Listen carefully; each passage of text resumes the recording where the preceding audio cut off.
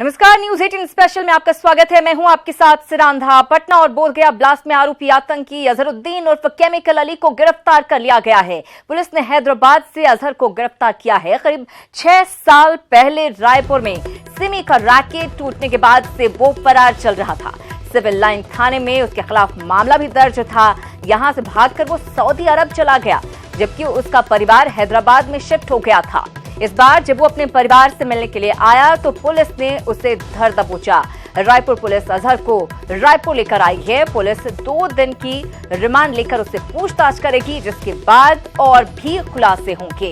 SSP Arif Sheikh ने बताया कि अजहर की गिरफ्तारी के बाद इस मामले में सभी 18 आरोपियों की गिरफ्तारी पूरी हो गई है।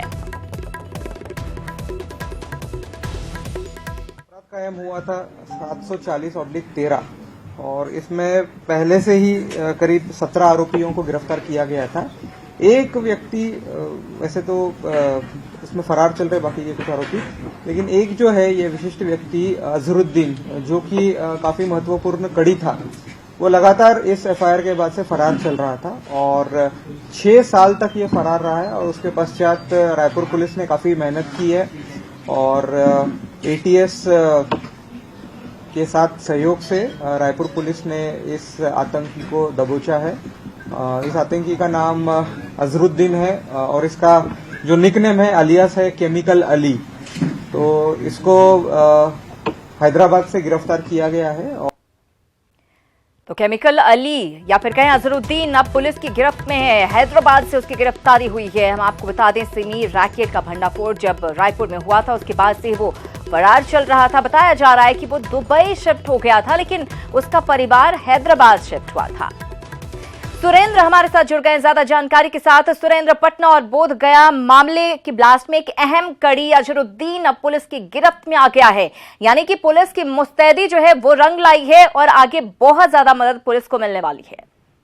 बिल्कुल सिरांधा, कि जिस तरह से 2003 में ये 18 लोग इस पूरे सिमी के आतंकी रायपुर से गिरफ्तार हुए थे और उसमें से एक ही आरोपी अजहरुद्दीन अजहर उर्फ केमिकल अली ये फरार हो गया था। और जिस तरह से लगातार इसके जो है सारे कॉन्टेक्ट्स और इसके खंगाला जा रहा था कि आखिर गया कहाँ, तो ये सीधे सऊदी अरब ये भाग गया था और वहां पर सब्जी बेचने और वहां पे मॉल्स में काम करता था। और जिस तरह से हैदराबाद में इसकी जो परिजन है वो भी शिफ्ट हुए थे, तो लगातार पुलिस की निगाहें थी। एटीएस छत्तीसगढ़ की भी जो है लगातार इसमें तफ्तीश कर रही थी। और जिस तरह से इसको हैदराबाद में परसों की रात में ये सऊदी अरब जाने की फिराक में था, तो एयरपोर्ट से इसको गिरफ्तार किया गया है।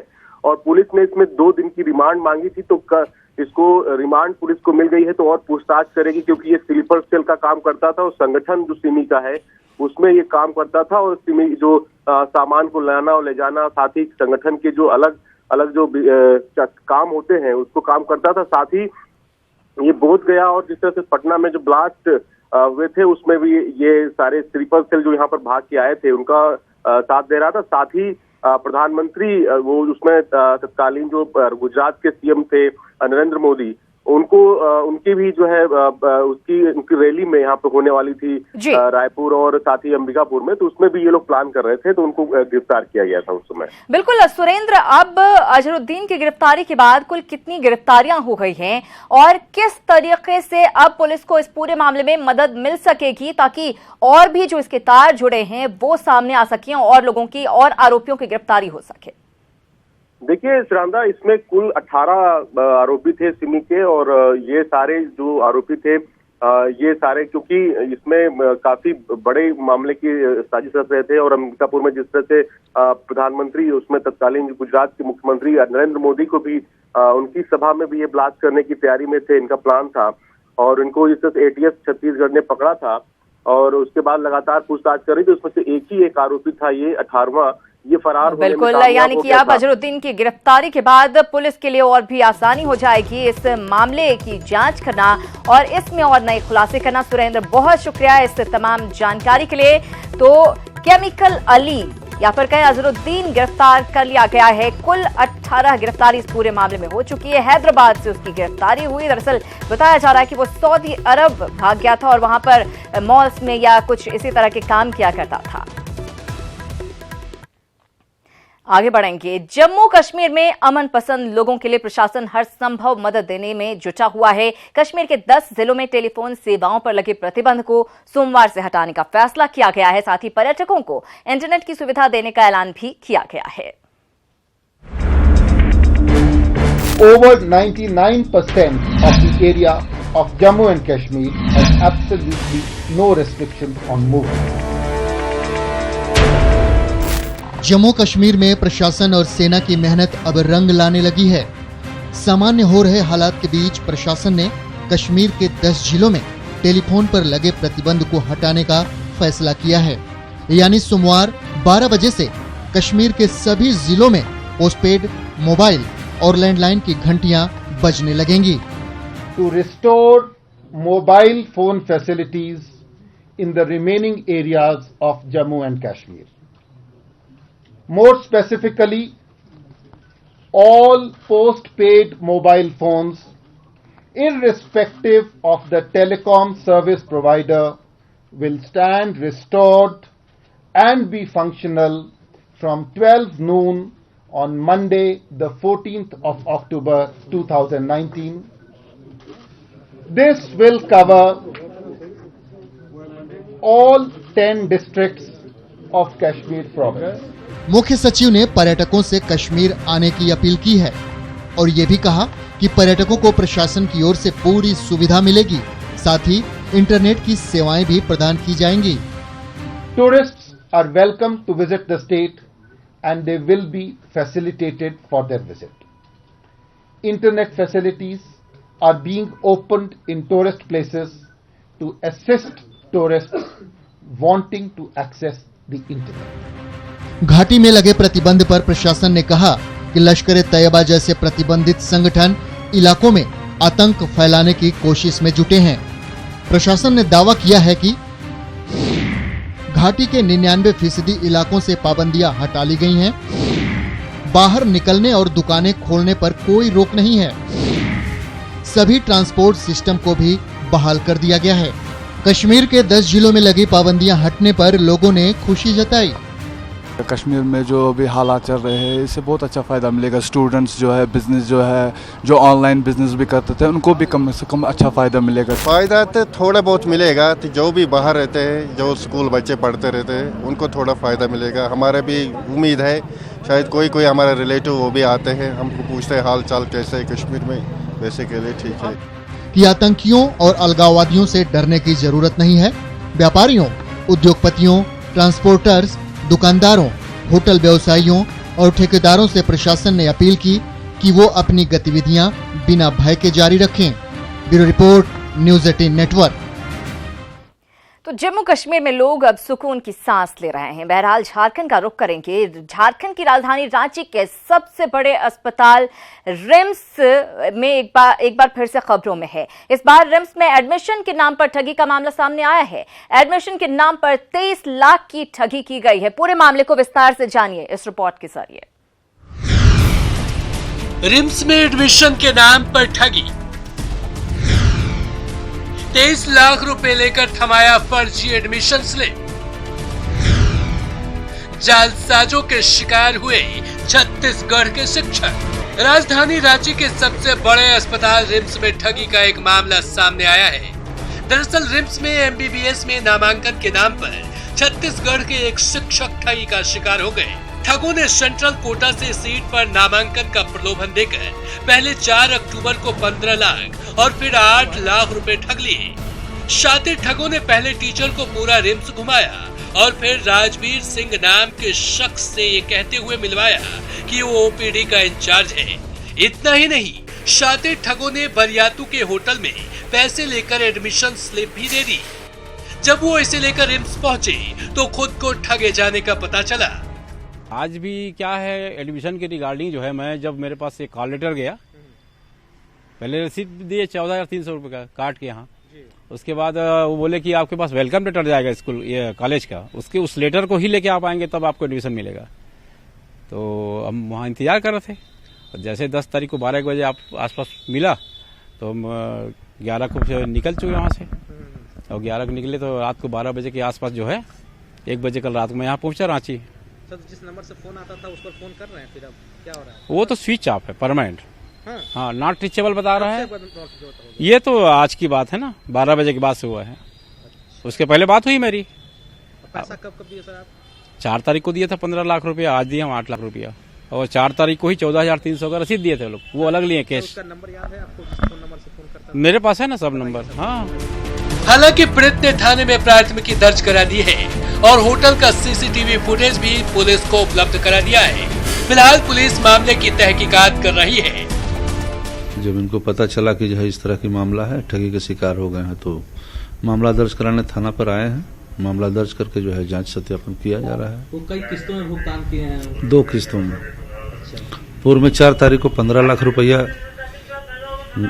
दिए थे और आज 8 लाख रुपया। हाँ, ये होटल है वहाँ पे, बरियातू थाना क्षेत्र अंतर्गत एक होटल है जी, वहीं पे।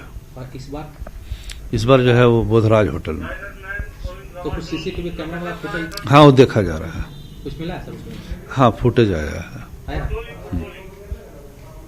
तो किन सर अब कैसे आगे बढ़ेंगे आप इसको? हम लोग अनुसंधान करेंगे बारी से, जिस नंबर से कॉल वगैरह आता था सबका CDR वगैरह निकाल के आगे बढ़ेंगे, लोकेट करेंगे अपराध कर्मी के। बहरहाल रिम्स में इस तरह का ये कोई पहला मामला नहीं है। इससे पहले भी जालसाजों ने फर्जी एडमिशन लेटर देकर कई छात्रों को शिकार बनाया है। ऐसे में सवाल उठता है कि झारखंड के सबसे बड़े अस्पताल में इस तरह हो रही ठगी पर रोक क्यों नहीं लगती? क्या इस जालसाजी में रिम्स के लोग तो शामिल नहीं? इसकी जांच जरूरी है ताकि फिर कोई और इन शातिर ठगों का शिकार न हो सके। उपेंद्र कुमार, न्यूज 18 रांची। इधर बिहार की राजधानी पटना में अब तक जिंदगी पटरी पर नहीं लौट पाई है। 10 दिनों से जेल कैदी बने पटना के राजेंद्र नगर के लोग भी सदमे से उबरे भी नहीं थे कि उन्हें दोहरी मार पड़ी है। राजधानी के पौष इलाके माने जाने वाले इस कॉलोनी से किराएदारों का पलायन शुरू हो गया है। वहीं गरीबों के सामने तो खाने के लाले पड़ गए हैं। राजधानी पटना की पौष कॉलोनियों में शुमार राजेंद्र नगर। जब देश के पहले राष्ट्रपति के नाम पर कॉलोनी का नामांकन हुआ होगा, तब शायद ही किसी ने ये सोचा होगा कि कभी ऐसा दिन भी आएगा जब लोग इस कॉलोनी में रहना नहीं चाहेंगे। लेकिन मूसलाधार बारिश और उसके बाद के भीषण जल जमाव ने वो बुरा दिन भी दिखा दिया। 10 दिनों के जल जमाव ने किसी का रोजगार छीन लिया तो किसी की गाड़ी कमाए। ऐसे में लोग इतने दहशत में हैं कि अब वो यहाँ रहना नहीं चाहते। एक हफ्ते 10 दिन पानी ही पानी भरा हुआ था। हम लोग का निकलना मुश्किल हो गया। बच्चों का स्कूल छूट गया। डॉक्टर साहब लोग का क्लिनिक बंद हो गया। कोई घर से निकल नहीं सकता था। सारे डॉक्टर यहाँ पर हैं, सबका क्लिनिक छोड़ के अपने घर में बंद हो गए। 10 दिन तक कितना नुकसान हुआ, कितना लॉस हुआ, सोचिए। इस एरिया में कौन रहेगा? राजेंद्र नगर पटना का सबसे अच्छा एरिया माना जाता है। नवरात्र उन लोग की खराब हो गई है, ना पानी ना जल, गाड़ी घोड़ा सब खत्म हो गया। बच्चे लोग बीमार हो गए। यहाँ पूछने वाला कोई नहीं है। फोन करके बोलते हैं तब भी कोई नहीं आता है। बोर्ड को बुलाया गया कि आके हम लोग को घर से निकालिए, उन लोग भी कोई नहीं आ पाए। इस कारण हम लोग को इस एरिया को छोड़ के अब जाना पड़ेगा। कोई ऑप्शन नहीं है अब हम लोग के पास। मकान मालिक यहाँ पर नहीं रहना चाहते, यहाँ से साफ इलाका खाली करके जाना चाहते हैं। इतना डाउन है, यहाँ से पानी उठेगा नहीं कभी भी। अगर सिस्टम ठीक नहीं रहेगा यहाँ से पानी नहीं उठने वाला है। खासकर पिछले कई सालों से यहाँ रहने वाले किराएदार दूसरे इलाकों में पलायन कर रहे हैं। जल प्रलय ने राजेंद्र नगर के आलीशान घरों में रहने वालों पर ही सिर्फ सितम नहीं ढाए हैं, बल्कि इसकी मार गरीबों पर इससे ज्यादा पड़ी है।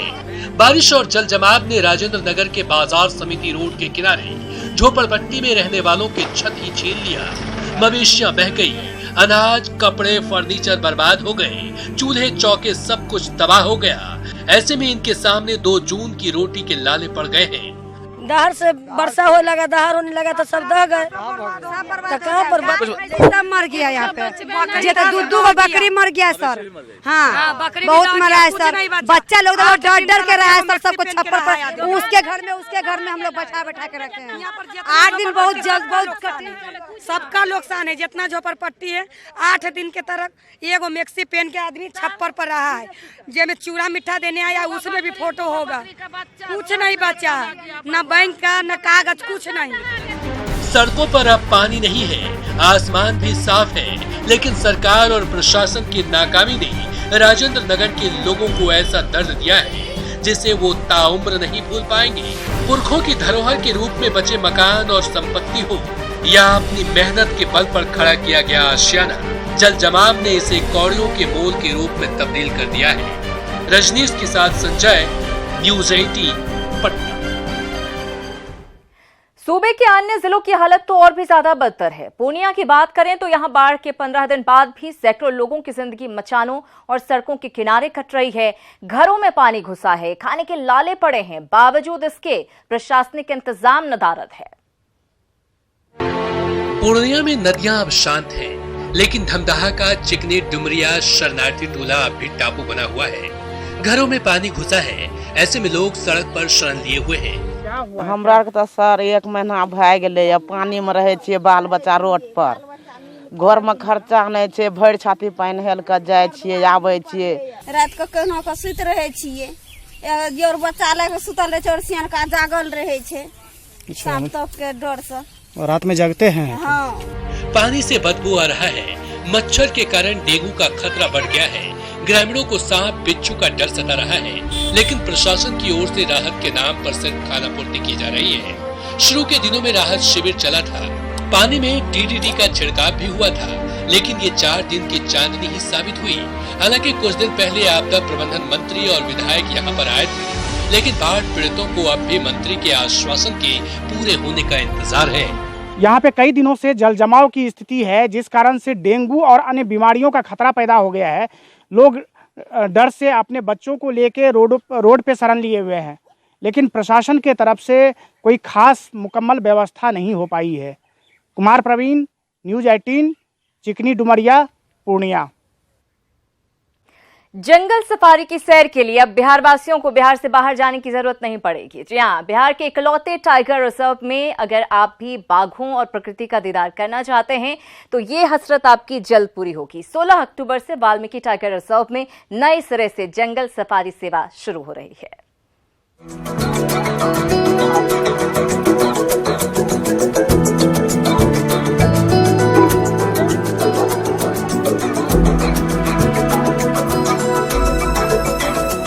प्रकृति की गोद में बसे वाल्मीकि टाइगर रिजर्व सैलानियों की हसरतों को पूरा करने के लिए तैयार है। यहाँ 16 अक्टूबर से फिर से सफारी की सेवा शुरू हो रही है। इतना ही नहीं, अब सैलानी यहाँ इको टूरिज्म की सेवा की भी आनंद उठा सकेंगे। साथ ही नौका विहार और झूला की मस्ती के अलावा प्रकृति का दीदार भी कर सकेंगे। हरनाटा रेंज में नौरंगिया दून जो रेस्ट हाउस है, उसके बगल में एक इको टूरिज्म सेंटर 4 फुट का भी बनाया जा रहा है। संभावना है कि वो 1-2 महीने के अंदर में वो तैयार हो जाए, तो यहाँ भी स्थितियाँ अच्छी हो जाएंगी। और यहाँ सफारी की ऐसे किया जा रहा है कि नौरंगिया दून से ये परिवादह जो हम लोग का EPC है, उस पथ के लिए इस साल से वो नया सफारी का भी रास्ता तैयार किया जा रहा है। बढ़ती बाघों की संख्या के बीच वाल्मीकि टाइगर रिजर्व में जंगल सफारी काफी रोचक होने वाला है। यहाँ 31 बाघ होने की रिपोर्ट आई है। ऐसे में सफारी के दौरान बाघों से दीदार हो सके, इसे लेकर ग्रास लैंड एरिया को विकसित किया जा रहा है। ग्रासलैंड जहाँ पे, वहाँ पे जितने शाकाहारी जानवर वो रहेंगे वहाँ पे, और शाकाहारी जानवर रहेंगे तो शाकाहारी जानवर को खाने के लिए टाइगर भी उस एरिया में अपना डेरा डालेगा। अगर टाइगर और शाकाहारी जानवर ये सब अगर एक ग्रासलैंड में अगर दिखेंगे तो इसलिए ग्रासलैंड मैनेजमेंट किया जाता है। और जो आने वाले टूरिस्ट हैं उन लोग को बड़ी आसानी से कोई भी वाइल्ड एनिमल, टाइगर हो, ये स्पॉटेड डियर हो, गौर हो, कोई भी वाइल्ड एनिमल आसानी से दिख सके और जो टूरिस्ट आ रहे हैं वो खुश होके जाए। हर साल 15 जून से 15 सितंबर तक वाल्मीकि टाइगर रिजर्व में सफारी सेवा बंद रहती है, लेकिन बारिश के कारण 1 महीने ज्यादा बंद रही। टाइगर रिजर्व में जंगल safari, river rafting, river view tower और कौलेश्वर झूला जैसे तमाम इंतजाम हैं, यानी कम बजट में सैलानी यहाँ एडवेंचर का पूरा आनंद उठा सकेंगे। मुन्ना राज, न्यूज़ 18, बगहा।